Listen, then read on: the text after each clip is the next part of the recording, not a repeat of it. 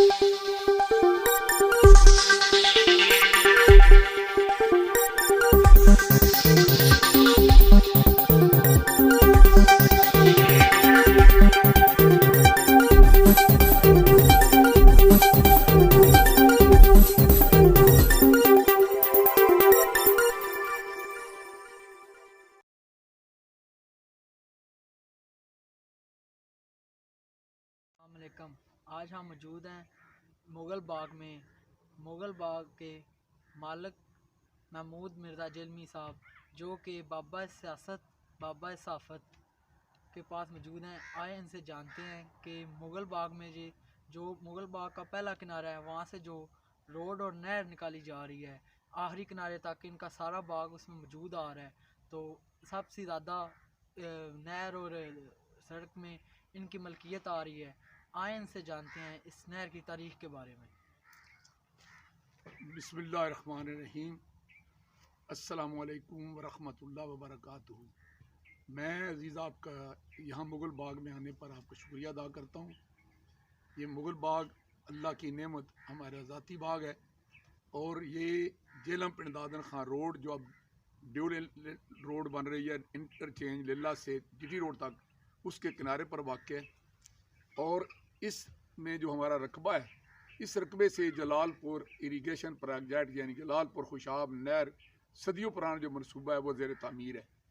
तो इस नहर की तारीख़ बड़ी अजीब है और इसके दावेदार बड़े हैं कि कोई कहता है कि ये मैं लाया, कोई कहता है फ़लाँ लाया, कोई कहता है फ़लाँ लाया।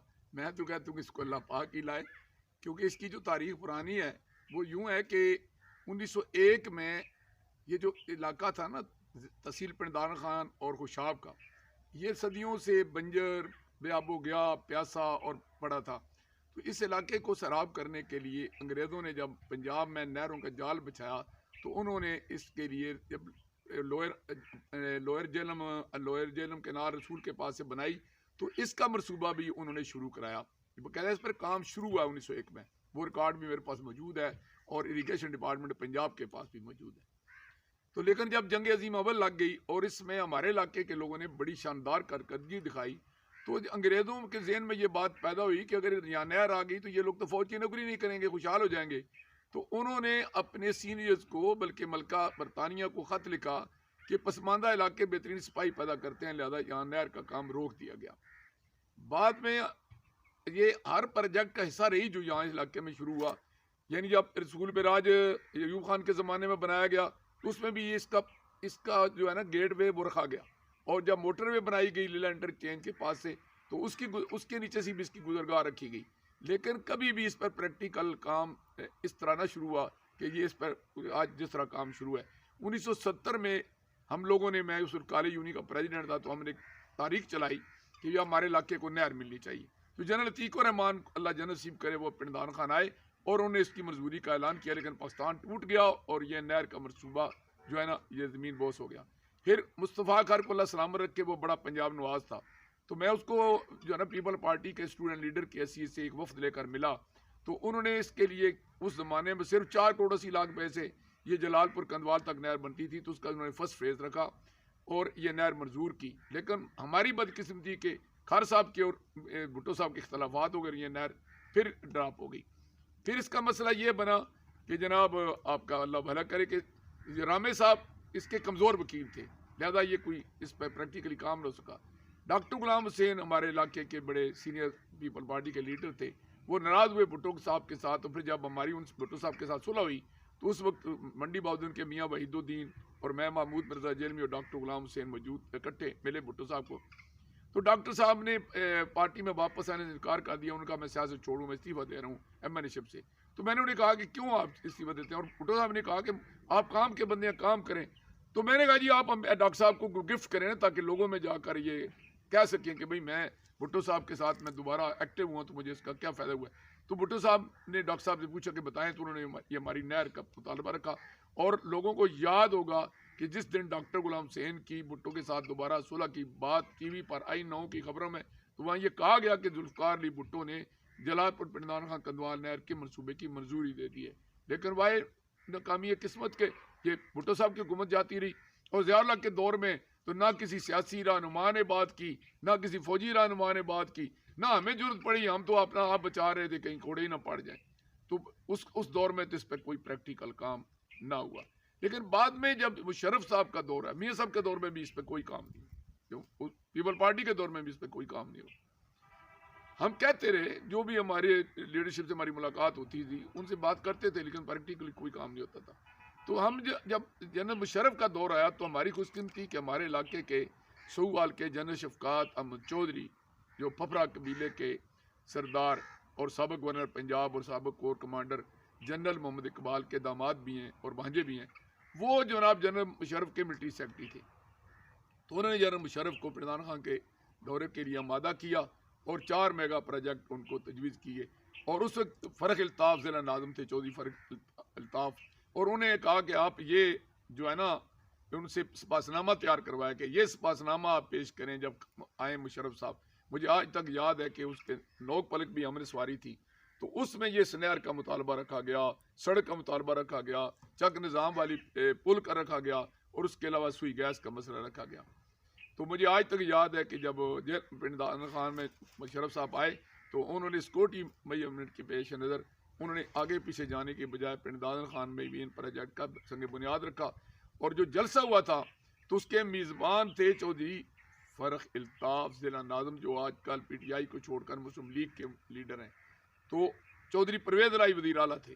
तो यहाँ जब ये नहर का मामला पेश हुआ, जो जनरल शफकात की कोशिशों से पेश हुआ, चौधरी परवेज़ लाई ने मुशर्रफ साहब से हमारी वकालत की कि जो पंजाब का कोई हिस्सा होगा हम उसमें डालेंगे, तो आप मेहरबानी करके इसको किसी इंटरनेशनल डोनर से हमारा जो मनसूबा मंजूर कराएं।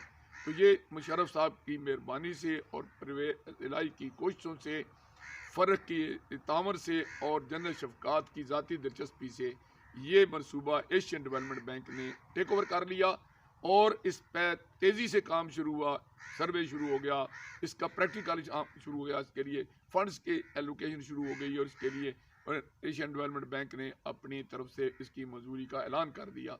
इसी दौरान जनाब नून लीग की हुकूमत आ गई। नून लीग वालों को ये प्रॉब्लम थी कि अगर हम इस पर फौरी तौर पर काम करते हैं तो ये तो क्रेडिट बन जाएगा जनरल मुशर्रफ का। तो वो उन्होंने इस मनसूबे को थोड़ा सा टेक्निकल तरीके से ऐसा करना शुरू कर दिया।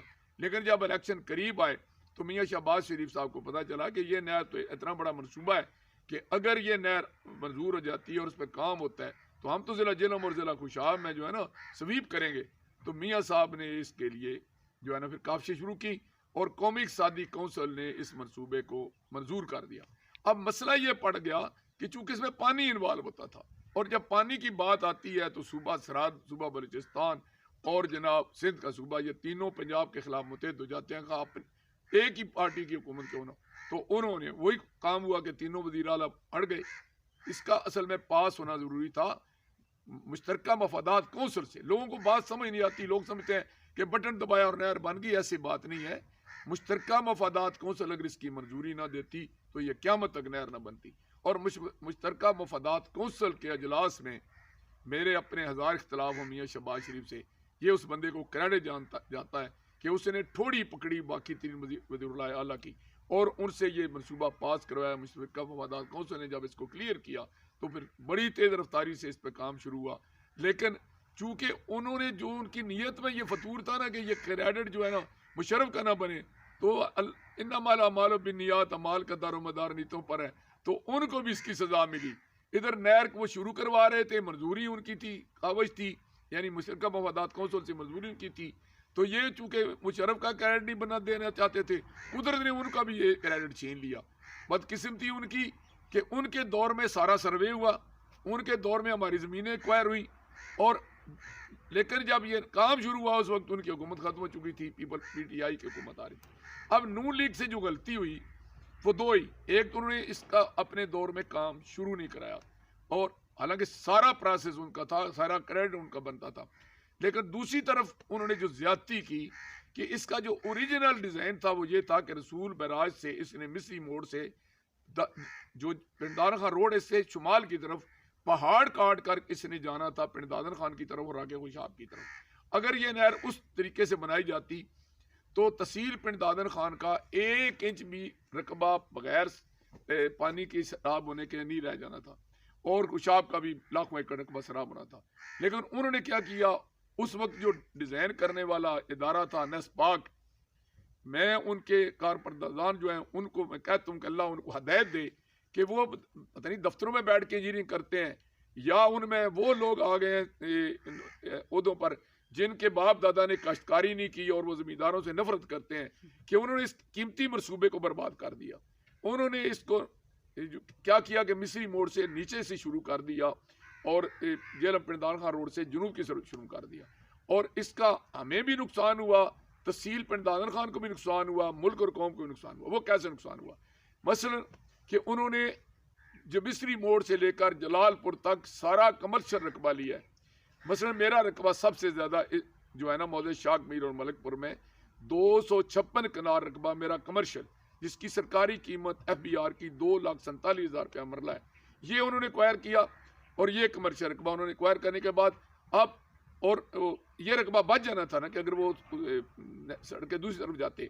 मैंने कहा भी कि जनाब जैसे करें कि आप सड़क के दूसरी तरफ जो असल डिज़ाइन है उसकी तरफ जाएं, मैं सारी ज़मीन मुफ्त देने को तैयार हूँ। लेकिन मेरी बदकिस्मती थी कि मैंने 2013 में PTI के टिकट पर नून लीग के MNA के खिलाफ इलेक्शन लड़ा था, तो मैं ज़ेर ताब था नून लीग के दौर में जिसका डिज़ाइन बन रहा था। तो जो हमारे उस वक्त यहाँ नुमाइंदे थे जो मुझसे जीते थे, नवाजुद्दीन इकबाल महदी, वो बीमार हो गए और उनके जो बाद में बेटे आए थे वो न तजर्बाकार थे। नतीजा तन ये किया हुआ कि नून लीग की मकामी क़यादत ने कोई दिलचस्पी नहीं शो की और ऊपर नले गैर ज़राअत पेशा इंजीनियरों ने इसका डिज़ाइन का सत्यानाश कर दिया। तो हम 1.5 अरब रुपए की मेरी ज़मीन आप अंदाज़ा लगाएं कि एक्वायर हुई है और उसकी कीमत क्या मिल रही है, 800 रुपये मरला। इसी तरह इन्होंने खुशाब तक लोगों का बेड़ा गर्क किया है। जबकि एशियन डेवलपमेंट बैंक के नुमाइंदे से मेरी बात हुई तो उन्होंने कहा कि हमने इंतज़ामिया को कहा था कि जो ज़मीन आ रही है एग्रीकल्चर लैंड 50 लाख रुपए एकड़ तक हम मुआवजा देने को तैयार हैं, और जो सड़क के ऊपर ज़मीन आ रही है हम 5 लाख रुपए फी मरला देने को तैयार हैं। जो ज़मीनें मुझे बात मुकम्मल करने दें, जो ज़मीनें पिंडान खान की एक्वायर हुई हैं 850 और 1000 रुपये मरला में, अगर आप अंदाज़ा लगा लें कि ये 50 लाख रुपए एकड़ और 5 लाख रुपये मरला के हिसाब से हमारे लोगों को इसका मुआवजा मिलता तो एक एक काश्तकार यहाँ करोड़पति हो जाता, अमीर हो जाता। जब अमीर होते, बच्चों को तालीम दिलाते, घर अच्छे बनाते, उनके पास सवारी अच्छी होती, उनके वसाइल ज़्यादा अच्छे होते, तो उनका IQ लेवल जो है ना वो बुलंद हो जाता। तो जब उनका IQ लेवल बुलंद होता, उनका वीर ज़्यादा होता, तो उन्होंने ये जो नालायक क़यादत यहाँ है और जो नौसरबाज क़यादत यहाँ है, इनको उन्होंने छुट्टी करा देनी थी। इसलिए हमारे 100 कार्ड जो इनकलाबी लीडर भी हैं ये भी नहीं चाहते थे। और बदकिस्मती ये है कि ये नहर का डिज़ाइन हुआ नून लीग के दौर में, तो जब इस पे इसकी ज़मीनों के मुआवजे की बात आई तो उस PTI की हुकूमत थी। और PTI की हुकूमत के दौर में जब डिप्टी कमिश्नर जेल के दफ्तर में इस पे मीटिंग हुई कि लोगों को मुआवजा क्या मिलना चाहिए, तो हमारे नुमाइंदे ने जो बड़ा इनकलाबी बना फिरता है और वो खाना बदोश है, वो साहिवाल से आया है, वो जेल का रहने वाला ही नहीं है, वो फवाद चौधरी वो पक्की बास है, खाना बदोश है, नौसरबाज है, कब्जा ग्रुप है। खान साहब ने नहीं मालूम कि कैसे उसको मेरा टिकट उसको दे दिया। मैं तो अपने लीडर का कैसे गिला करूं कि उन्होंने एक खाना बदोश को एक सियासी मुसावर था जिसने 18 पार्टियां बदली थी और उसने डोमिसाइल भी तब्दील किया, पार्टी भी तब्दील की, नाम भी तब्दील किया, तो वो यहाँ आ गया। तो उसने वहाँ मीटिंग में ये कहा, हमारे ये नुमाइंदे ने हमारी तर्जमानी क्या की कि जी पिंडान खान के लोगों का तो बाप दादा जोड़ों से पानी पीता था, वहां से पानी पीता था जहां दिन को कुत्ते और रात को सूर पानी पीते हैं, अब इनको नहर मिल रही है, इनको तो जमीन का मुआवजा मिलना ही नहीं चाहिए। ये हमारी नुमाइंदगी हो रही थी। और वहाँ एक जप्पा नाम का डिप्टी कमिश्नर था, वो बड़ा मीडिया के साथ फिट था और वो मीडिया खेलता था फवाद चौधरी की तरह। ये दोनों मीडिया खेलने वाले थे, हमारा नुमाइंदा भी, हमारा DC भी। ये इन्होंने लोगों की आंखों में धूल झोंकी थी और हमारा मीडिया की भी यही हालत है कि ये भी इनको भी पता को नहीं है। ये गधे को खच्चर और खच्चर को घोड़ा बना देते हैं और घोड़े बेचारे को चारा भी नहीं डालते। तो नतीजा क्या निकला कि हमारी ज़मीनें मुफ्त में ले ली गई और हमें मुआवजा भी नहीं मिला। लोग आज तक धक्के खा रहे हैं, इसके लिए जलील हो रहे हैं पिंडान खान और जेलम के दरमियान, और जो इनको चंद रुपए मिलने थे वो भी नहीं मिले और हमारी ज़मीनें एक्वायर कर दी। और जो लुत्फ़ की बात यह है कि जो इस इलाके में सबसे ज़्यादा जिस इलाके में ज़रूरत थी पानी की वो थी हमारी union council Toba, union council Kandwar, union council Lilla जो इंटरचेंज के पास है, जहाँ पीने का पानी नहीं है, ज़ेर ज़मीन पानी कड़वा है। नाले जो उधर से आते हैं पहाड़ से वो कड़वे हैं, चश्मे कड़वे हैं। तो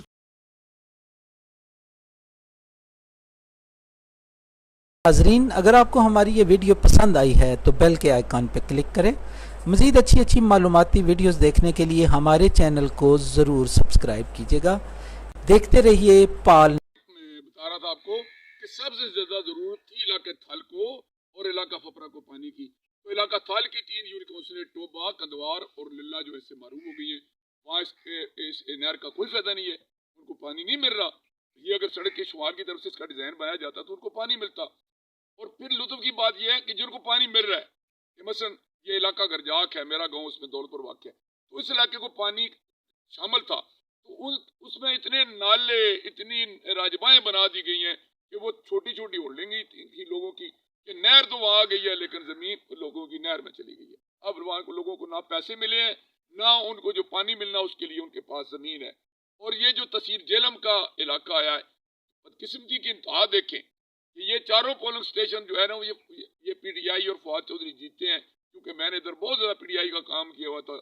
ये हमारी कमाई इन्होंने खाई है कि वो पंजाब मियाँ मोहम्मद साहब कहते हैं कि मिठी खीर पका मोहम्मद कुत्तियां के दरनी, और अब्दुल निश्तर कहते हैं कि नरंगिए सियासत दौरान तो देखिए मंजिल उन्हें मिली जो शरीके सफर न थे। तो हमारी मेहनत से ये जो फायदा उठा रहे हैं, लेकिन आप हैरान होंगे कि मडियाला, भाई लुड्डन, मलिकपुर और शाकमीर की करोड़ों रुपए मालियत की जमीन इस नहर माई है, उसका मुआवजा भी नहीं मिला और इनको पानी भी नहीं मिल रहा। लुत्फ की ये बात है कि नहर हमारे पास से गुजर रही है और हमें पानी नहीं मिल रहा। हमारी जमीनें प्यासी रहेंगी, हम प्यासे रहेंगे, हम उस नहर को देख के सासे मरूमी के शिकार होंगे, इनको बददुआएं देंगे। तो इन्होंने हमें वो मुआवजा नहीं दिलाया। अब जो नहर का काम शुरू है, अब ये अपना क्रेडिट बनाते हैं। भाई मैं ये कहता हूं, इसमें क्रेडिट अगर है, इसमें क्रेडिट है जेलम के किसी बंदे का, जेलम के किसी बंदे का क्रेडिट है, तो जन्नत शफकात, फफरा अफसोवाल और साबिक जिला नाज़म और मौजूदा MNA चौधरी फरख अल्ताफ का, कि जिन्होंने मिल के ये जनरल मुशर्रफ से स्कीम मंजूर कराई।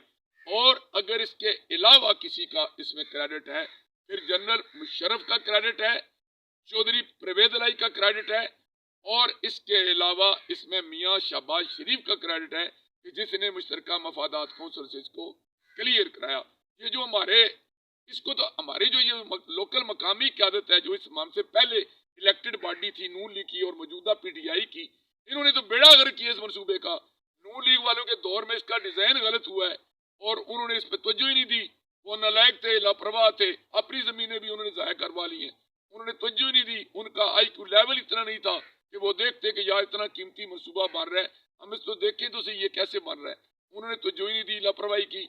और उसके बाद ये जो उनको नालायक कह के और उनको नायल कह के आए थे कि जी फवाद आया स्वाद आया, इन्होंने हमारा पहला स्वाद भी खराब किया। कि ये आए, ये नौसरबाज हर काम में सोचता रहता है मुझे पैसे कहाँ से मिलेंगे, क्योंकि इसको लोगों से पैसे मुआवजे में से नहीं मिलने थे, लोगों ने कहाँ से देने थे, लोगों को मिलते तो देते ना। ये इसका तो हर डेवलपमेंट का मनसूबा इंक्वायरी करा लें तो आपको नजर आ जाएगा कि इसमें। और लुत्फ की इसका तरीका वारदात ये है कि ये ठेके नून लीग के ठेकेदारों को देता है ताकि आने वाली नून लीग की हुकूमत उनकी इंक्वायरी न कराए। ठेकेदार नून लीग का, फंड PTI के और हिस्सा बस बकरा मिल के खा रहे हैं। यहाँ कुत्ती भी चोर के साथ मिली हुई है, चोर चौकीदार के साथ मिला हुआ है, चौकीदार काजी के साथ मिला हुआ है, कोई पूछने वाला ही नहीं। तो इन्होंने क्या किया कि हमारा मुआवजा रुकवा दिया, हमें मुआवजा नहीं लेने दिया।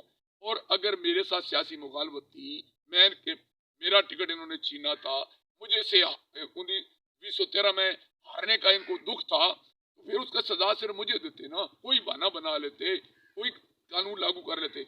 बाकी उन लोगों ने जिनको वोट दिया है, जहाँ तहसील पिंडदार। और लुत्फ की बात यह है कि जिन लोगों की जमीनें आई हैं ना नहर में, वही इसके वोटर थे, वही उसके वोटर थे, अपने वोटरों का सत्यानाश किया है। तो अब ये नहर पर काम शुरू है और ये कहते हैं ना जी कि ये सियासी अदवार की इसमें पसरात होंगे, कोई असर नहीं होगा, क्योंकि ये फुल फंडेड स्कीम है, फॉरेन एडेड स्कीम है। PTI की हुकूमत हो, नून लीग की हुकूमत हो, पीपल पार्टी की हो, या खुदा न खास्ता इसमें मतलब जो है ना वो एस्टेब्लिशमेंट आ जाए, इस नहर को कोई खौफ नहीं है, ये नहर चलेगी। ये देखें GRC का कैंप मेरी ज़मीनों में लगा हुआ है, मैं अभी सुबह आ रहा हूँ, जिसके जो पोर्शन वो मेरे गाँव से गुजरा है, तो मैं वहाँ भी से व्यू कर रहा हूँ। वहाँ कुछ नालों का मसला था, वहाँ को इतराज़ था, मैंने लोगों को राज़ी करके तो अभी मैं काम शुरू करा के आ रहा हूँ। वहाँ वो लोगों को और इनको आपस में राज़ी किया है।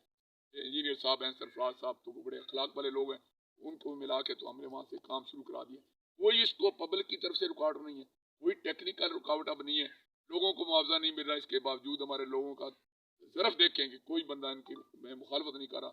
मुझे जिसको 1 रुपया नहीं मिला, सबसे पहले मैंने अपनी कीमती ज़मीन को कहा कि आप नहर बनाएं, तो अब नहर बन रही है। और काम इसका क्यों सुस्त हुआ है? लोग कहते हैं जी नून लीग की कोई दरमियान में हुकूमत आई तो इस सुस्त रवि का शिकार हुआ। भाई सुस्त रवि का शिकार नून लीग की हुकूमत की वजह से नहीं हुआ, ये हुआ जो मुल्क में महंगाई ने एक नई लहर का सामना हमें करना पड़ा और जो तेल महंगा हुआ। तो ये जो कंपनी है ना GRC Ghulam Rasool and company, जिसके पास नहर का ठेका है, इन्होंने आगे लेबर ली हुई थी ठेकेदारों से ठेके पर, मशीनरी ली हुई थी ठेके पर, तो उसको जो रेट दिए हुए थे वो कम थे, वो अब लोगों को लोग उसको अफोर्ड नहीं कर सकते थे, वो काम छोड़ के भाग गए। अब इनकी जो अपनी जाती मशीनरी है उसके जरिए ये काम को कर रहे हैं। होगा ये कि पहले इस नहर ने 2025 में मुकम्मल हो जाना था, 23 में पहला फेज मुकम्मल होना था, 2025 में इसके 2 फेज मुकम्मल होने थे। अब ये 2000 जो है ना ये अपना 27 में जाकर ये नहर इंशाल्लाह चालू हो जाएगी। और इस इतनी बात करने के बावजूद हमने उसमें नारा लगाया था कि नहर दो या जहर दो। हमारे अखबार था, उसके फ्रंट पेज पर हर दफा आता था कि नहर दो या जहर दो। वो अल्लाह को यही मंजूर था कि नहर भी आ गई, जहर भी आ गया, हमारी ज़मीनें भी बर्बाद और बंजर और हम नहर में चली गई, उनका मुआवजा नहीं मिला, लेकिन नहर भी आ गई। मगर इसके बावजूद मैं अपने लोगों को भी कहूँगा, मैं अहले पाकिस्तान को भी कहूँगा, अपने आप को भी कहूँगा, अपने बच्चों को भी कहूँगा कि इस नहर का नुकसान कम और फ़ायदा ज़्यादा है। इसकी वजह ये है कि ये ICI सॉल्ट माइन और ये डंडोज सीमेंट फैक्ट्री और ग्रीमर सीमेंट फैक्ट्री ने हमारी ज़मीनों को तबाह बर्बाद कर दिया, बंजर कर दिया। नौकरियां बाहर के लोग करते हैं, पैसे बाहर के लोग ले जाते हैं, हमें या उन्होंने मजदूर भी नहीं रखते। ज़मीनें हमारी अरबों करोड़ों रुपए की बंजर हो गई, पानी कड़वा हो गया। अब ये जो नहर आएगी तो इसका ज़ेरे ज़मीन लेवल जो है पानी का वो बुलंद होगा और नमक जो है इसका नीचे से गुजर के तो दरिया झेलम में चला जाएगा, क्योंकि दरिया झेलम खुश्क है। उसमें जब चला जाएगा वो एक सेम नाले का काम करेगा और पानी का लेवल अप हो जाएगा। हमारे नलके लग जाएंगे, कुएं लग जाएंगे, जहाँ जहाँ से ये नहर गुजरेगी वहाँ फसल भी होगी। और फिर इन्होंने ये इसमें एक हिस्सा ये भी है कि इन्होंने पीने का पानी का भी बंदोबस्त किया है कि नहर से मकामी आबादियों को फिल्टर के जरिए पानी भी मुहैया किया जाएगा। हमारे माल मवेशी जो प्यासे थे वो इस नहर से पानी पिएंगे और एक नई ये अपना जो है ना यहाँ एक नई फजा आएगी, एक नया माहौल होगा। जब ये अल्लाह करे हमारी अल्लाह पाक ज़िंदगी में मनसूबे को कामयाबो कामरान करे तो इंशाल्लाह यहाँ की फ़ज़ाएँ, यहाँ की हवाएँ, यहाँ के माएँ, यहाँ के बेटियाँ, यहाँ के बच्चे, यहाँ के बूढ़े, यहाँ के जवान, यहाँ के बच्चे, यहाँ के पत्ते, यहाँ के फूल, यहाँ के परिंदे, यहाँ की आबो हवा, हर जगह से ये आवाज़ आएगी कि सारे वतन तेरी गलियों पे यहाँ चली है ये रस्म कि हर कोई सर उठा के चले, हर कोई सर उठा के चले, हर कोई सर उठा के।